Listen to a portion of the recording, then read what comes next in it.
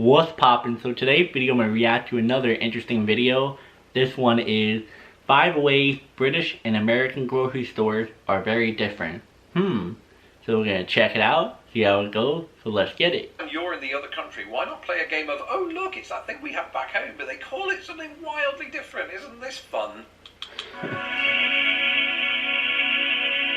Hello, I'm Lawrence, and I'm on a quest to uncover all of the memos that Britain and America lost in the pond, and one of those memos pertains to grocery stores, or should I say supermarkets, because that's what we call them in the UK. Weirdly, I've been doing this channel now for about nearly 5 years, and I don't think I've really ever touched on the major differences between grocery stores and supermarkets. That is probably because the nauseating experience of walking around said stores is second only to malls.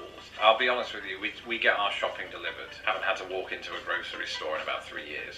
Wow. But I did do some research, so it's fine. And so without further ado, let's take a look at 5 big ways that British and American grocery stores / supermarkets are so very, very different.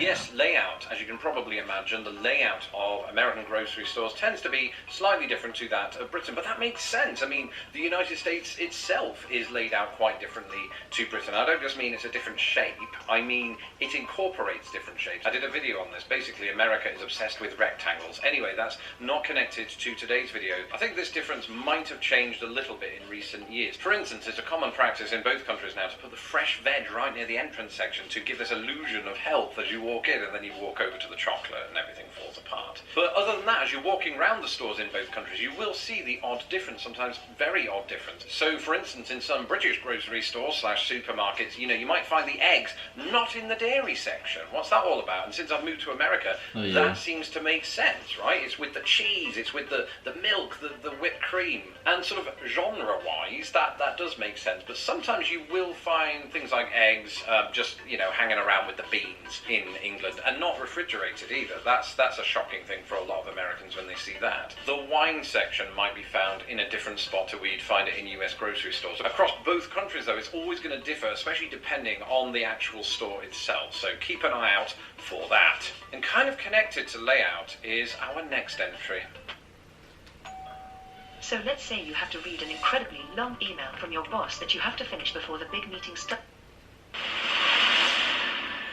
I've said it before and I'll say it again, size is not everything, though you probably wouldn't believe that if you saw the difference between UK supermarkets and American grocery stores. I used to think as a kid that whenever my mum would drag me around Asda, which is one of our major supermarkets, that particular supermarket was absolutely huge.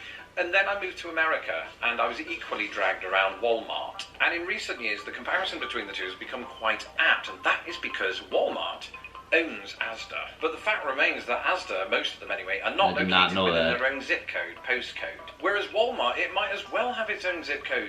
They're absolutely huge. They're so large, in fact, that just walking around the perimeter is enough for your weekly exercise, which I suppose is good considering all of the calories that you're about to buy. And because Walmart, and to a lesser extent Kroger, are absolutely massive, that means you have the following. In the United Kingdom, nationwide, you've got the likes of Sainsbury's, Tesco, Morrison's, Asda. So we have choice in that regard, but once you get inside the stores, we probably don't have quite as much to offer as the United States, who, for instance, provide you with about 27 varieties of Coca-Cola. I haven't tried them all, in fact, I've barely tried any of them, but the rule seems to be that the brighter the packaging, the more varieties there'll be, and also the brighter the packaging, the least healthy it'll be. So to reiterate, American aisles have more variety than British aisles. Wow. That was a joke, wordplay, British Isles, you got it, we're good. Walmart has such variety, you can even buy auto parts. They're usually at the back of the store, which is not the best place between you and me, because what if you're buying a big hefty tyre? How are you going to get that out? You could roll it, that's true. In fact, that sounds amazing. I might do that next time I'm in Walmart. I've just remembered I'm never going back in a Walmart, so we're good. And I don't drive. And speaking of purchases, once you get to the till / cash register, there's another chief difference between our two countries. I have to admit, this one got me long before I moved to the United States. When I was visiting the state of Maine in 2004, I walked into a music shop, as you do. I much prefer music shops to supermarkets anyway, and I purchased a ukulele. I think I talked about this very recently, and in doing so, of course, I looked at the price, $15, which is cheap for it. I mean, don't ever do that again. It was good while it lasted, but it didn't didn't last very long. So I took it to the counter expecting to pay exactly that in $3 $5 bills, only to be told, you know, $17.32. I mean, I'm making that number up in hindsight. I didn't really get where that additional $2 came from. And it turns out that sales tax is applied at the point of sale, whereas in the United Kingdom, what you see on the price tag in the aisle itself is exactly what you'll pay for that item, so there's no surprises when you get to the till. I should say that, you know, I think in England, even when I'd go grocery shopping, I didn't calculate in my head each item as I went along, so I never really had a great idea about what that total was going to be anyway. It's usually when you're just purchasing single items, this problem first arises. But anybody that's visiting America from the UK who usually doesn't give a second thought to VAT, you will have to give thought to sales tax, which is kind of the equivalent here of VAT. And like I said, that sales tax is not applied to the whole store before you even go in. You'll see it applied to your receipt after the fact. It's not a huge deal. I got used to it, you know, after a couple of years. One thing I'm still getting used to, though, is our final entry.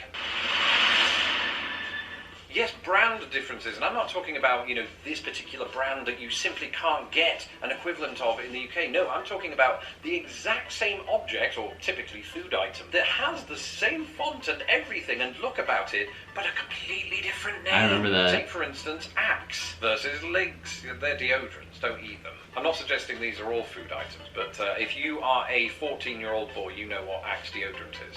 Or Lynx. They are exactly the same thing. They both have an X in it, much like an inordinate amount of brand differences, actually. You've got TJ Maxx versus TK Maxx, you've got ExxonMobil versus Esso, you've got Dove versus Galaxy. Alexa, what are they going to change your name to? I don't have Alexa. That was just a joke. But if you're from the US and you go over to the UK and you're walking around the shopping aisles and you're looking out for crisps / potato chips and you see one that looks a little bit like Lay's, you know, Lay's, the American crisps company, it'll be called Walker's, but it has the exact same font, everything else about it is the same, except for some of the flavours, bear that in mind. And some of the chocolate seems to live in an entirely different universe, literally in some cases. Like I said before, the British Galaxy bar is Dove in America, Milky Way is Three Musketeers, and Mars is Milky Way. It's all one star cluster of monumental differences, and of course there are absolutely loads. So next time you're in the other country, why not play a game of, oh look, it's that thing we have back home, but they call it something wildly different. Isn't this fun? You know, you might get bored after a while, but send me your pictures, it will be amazing. That's it for this episode. So yeah, guys, that's the video. I have to say that was really interesting. Like I said, I went to England and France before, and when I went to England grocery store, I remember, like he said, like the eggs were totally not in the dairy, it was like somewhere else. In the US, the eggs are in the dairy, which was really true. I was shocked. I'm like, wait, why is it over here? And then, in the US, we have so many like choices. And when I went to the UK, when I saw the drinks, they didn't really have that many choices. I was like, why are there not that many choices? And I was like, so thrown off when I went to the grocery store there. And then when he said in the video about the brands that are really similar, I literally thought I think it was like a Coca-Cola or maybe Skittles type. It looked like one of those, but it was a different, you know, name, but it looked really similar. I was thrown off too, and I was like, what? And me and my friends, we were so confused. We're like, bro, this is really confusing. We were so used to the US and how they were setting everything up in the grocery stores. But it was very interesting though, I have to say. And before I go, comment down below any other videos you guys want me to react to. I'd be more happy to react to any of them. And I'll see you guys next video. Peace.